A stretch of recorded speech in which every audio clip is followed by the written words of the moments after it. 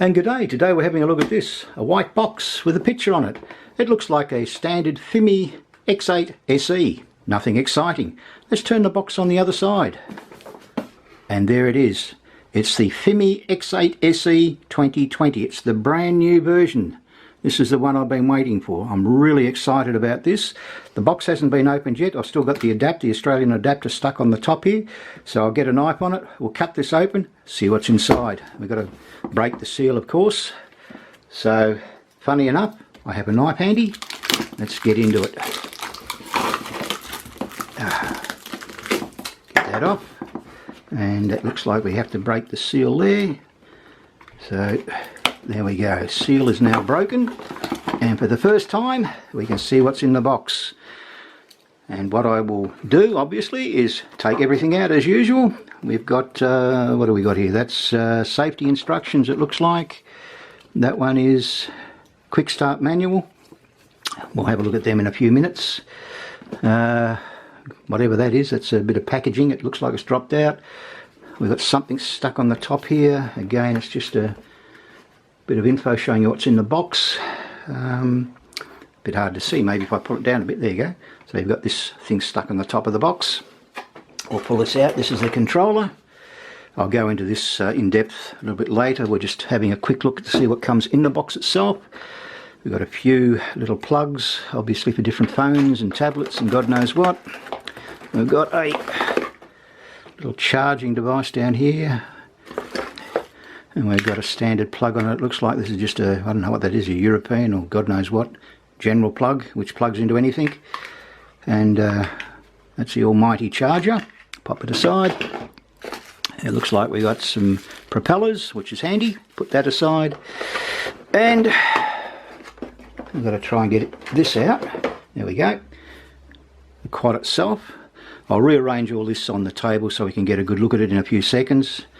We just got, again, more protection around the gimbal itself at the top here. A bit of foamy plasticky stuff. So we'll pop that aside. And it's just down the bottom. We've got something else down here, more propellers. So there we go. So that's what comes in the box. Have a look underneath. Will it come out? No, nothing there. So that's everything that was in the box. Now I've taken everything out of the box, laid it out on the table so you can see what comes in it. You notice we've got a full set of propellers and two spares. We've got, it looks like a standard razor connector. So if you've got an electric razor, I'm guessing that'll be a plug that you can actually substitute. We've got a Australian adapter thrown in as well. So for what it's worth, we've got a couple of different cables here for the different types of phones. So that's handy. The actual charger itself, as you can see, we've got a single battery charger there. We've got the instructions, of course, the controller. Now onto the all-important Fimi X8 SE 2020. Something I noticed when I first picked it up. The arms, the front and the rear, are made out of a different material. I think you should be able to see the difference in the colour from the angle I'm holding it there. So I'm guessing they've reinforced the rear arms, made them stronger, which is a good thing. And we can see the rest of the quad there. Now, unfortunately, I won't be able to fly today. It's nothing because I don't want to.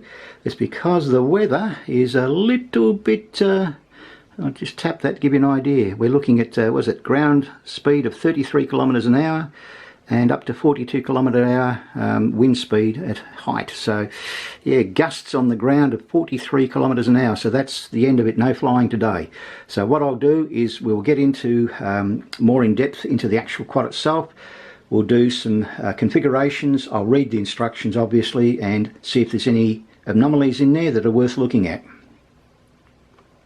Now I'm going to have a quick look at the controller here. It's quite impressive. We've got quite a few controls, as you can see on there. We'll start with this little switch here. This is actually a return to home switch. That's your power on and off. You tap it down once, hold it down again for a couple of seconds. It'll fire up the power in there. Of course, you've got your little toggle switches there. You can open it to quite a range of different phones and tablets. Down the side here you've got a little USB charging port, and beside it you've got the plug for the phone itself or for the tablets. We've got over this side here, this is your auto take off and landing by pressing that. You've got a 5-way switch in here. Now if you push it up, what it does, it'll toggle between the map and the actual FPV screen. Pull it down, it'll show the gimbal. Actually from the horizontal position, it'll point it down, so it'll be a 90-degree vertical position. If you push it to the left, you'll get battery info.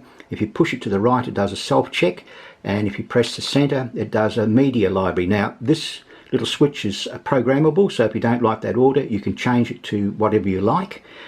Now on the top here, we've got this little rocker, this little switch. This is for the gimbal, so it'll rotate it up or down. The other side here, this is the EV and ISO adjustment, so by rocking backwards and forwards you can adjust the settings for your camera. On the back here, right hand side, that's the video switch. If you push that in, you'll start the video. The other side is a camera switch. You tap that, and of course we've got the little antenna there. Now what I like about this particular setup, I'll show you. I'll get my sitting here and we'll plug it in. This is the little cable, and away we go. So cable fits in there nicely. You'll notice my mobile phone has actually got a case on it, so that's something that I don't come across very often. I can actually pop my case in here. All right, we can open up that and it locks the case and all in, so that's pretty nifty. The locking mechanism is so good, you can actually pick your phone up with it. So the phone is not going to drop out of this particular controller, which is a real plus in my opinion. You've got little cable hide down here so the cable doesn't get tangled up. Now that's pretty nifty. And I've got the quad out in front of me at the moment. Now to open it, bring the front arms forward and you'll hear it click. As you hear that click, you know that the arms are locked in position. We have a couple of switches on the side here. Just push those in, little buttons. Out pops the battery, and you can see in there 2020 version. Now if you get a quad second hand and it doesn't have the SE 2020, you're getting an earlier model. It could be a 2018 or 2019 job. Push that down, press the button gently, and then press it again for a couple of seconds. It'll turn the actual quad on itself. Now we'll flip around on the side here. You've got micro USB card area there. You insert it. Beside it we've got a little USB cable. I have absolutely no idea what that's for. I'm assuming it's to do with programming. You've also got here, there's a switch, so that's Wi-Fi switch and USB, so that's something obviously for the future. You've also got a reset button on the top of that little grey one there.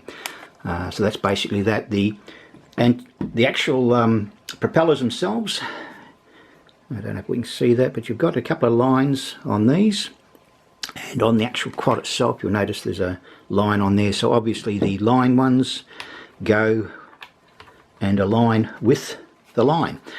Sounds funny, but anyway, that's how that fits. The other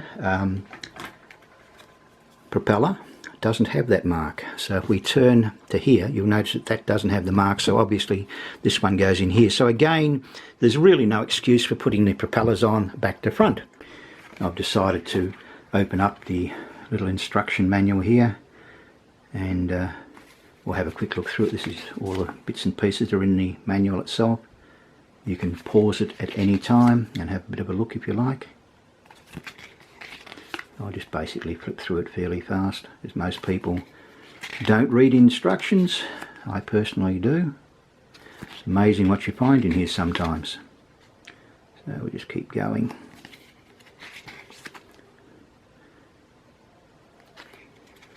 And obviously this is the first time I've seen all these too, so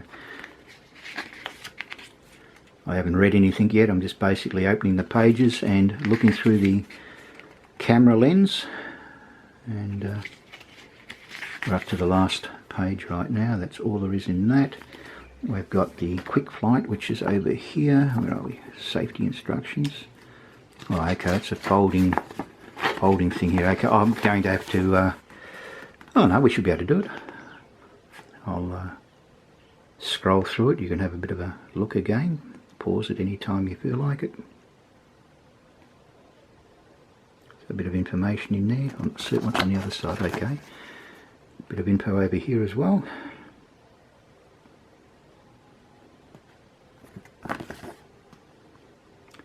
That's all the disclaimers and safety instructions and everything else that's required with the quad. So next thing will be to use the, I think there's a barcode on the back here, so I've got to get the app installed. And I noticed also on the inside of the box, if I can get that over here, on the inside of the box you've also got a barcode, so you can use either of those and get the necessary app. There's the QR code on the back of the little manual, so we'll get into it. Got to go to a web page, download it, install. It's obviously going to take a few minutes to do that, so we'll let that go and I'll come back when it's done. Okay, well, we've downloaded it all. Let's see what it looks like. Okay, select region. It doesn't look like we're listed, so I'll have to be others because Australia's not there. So let's click OK. No sign in required. Let's see. Oh yeah, okay. It doesn't look like I need to sign in. That's interesting. Okay, enter device. Of course I don't have it plugged in at the moment. Okay, so we've got the app temporary turned on and nothing working because we need to have the Fimi powered up. We'll get onto that shortly. I've just registered for an account and it looks like there's a firmware update, so we'll get that going.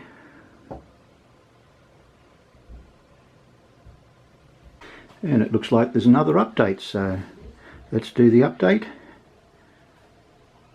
And away she goes. So it looks like when you get it straight out of the box, a couple of updates in there to get it up to scratch.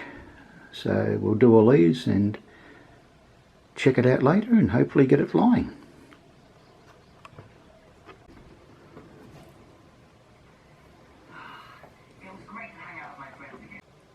And as you can see, the camera firmware has updated nicely. I had to reinstall it, had to do it twice, and second time perfect. Yeah, I've just noticed that this is in Chinese here. When you tap on it, no map, so I'm guessing we're going to have to do some calibration. So, well, not calibration, just some settings. I guess it may be that one, is it? Limit.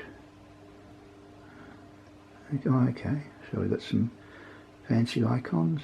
What have we got here? Okay, let's try Google Map and see if that makes a difference. We go back. Nothing at this point. Maybe I have to turn it off and turn it back on again, which I'll do. And we'll see what happens. I've just turned off the app and started it up again, and I've selected Google Maps and it does work. It does actually show the location correctly, and it's actually got an icon showing me precisely where I live, which is not something I'm going to show you. So there you go. That was pretty easy. We're now pressing the 5-way button, pushing it up, changes from obviously what the camera sees to Google Maps, turning it to the left, gives you the battery indication, pressing it to the left again takes it out, press to the right, brings down the status, back to the right, takes you out, pull down, changes the gimbal to a vertical position, pull it back down again, brings it back up to normal horizontal line. The ready to go button, and it brings up this drone status. We'll now go and click on the satellite one next to it, and we'll scroll through and show you what's in here. We'll go to the gain and expo tuning. They can see the settings there, and we go to the sensitivity settings, as you can see now. We'll go down to the next little icon on the left there, scroll through again on the left. We've got some different bits and pieces and settings again. Just go down, have a bit of a look, see what's in here. Check our firmware update, shows you what we're running, and maintenance mode. Check the drone body, that shows all the sensors that are active. Go to the gimbal sensors and flight log.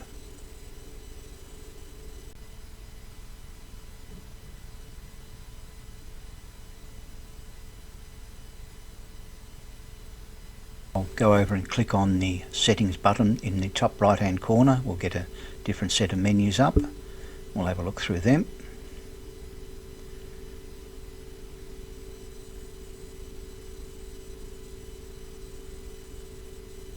Again, quite a few different things to play with, and we'll just very quickly go through them all. Again, you can pause at any time and have a bit of a look if you're curious about what you're seeing.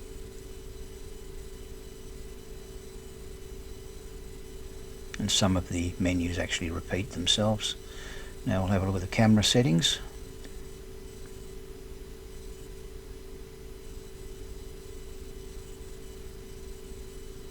And checking the different sizes, and you can check the frame rates. And we can actually have a look and see the colour changing as we go through the white balance.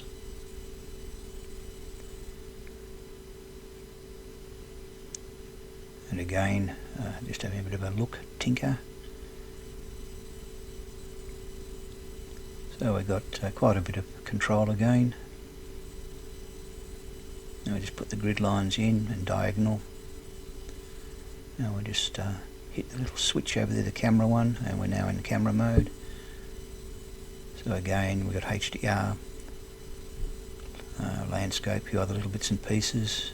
Panorama is not available at this point. It might be enabled later, but not for the moment.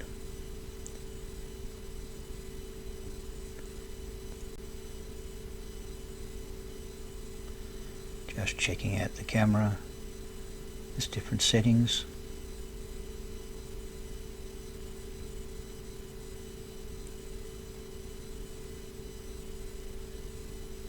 So there's quite a lot to look at, as you can see, and these are the different intelligent flight bits and pieces that are available. So we've got a few things to play with.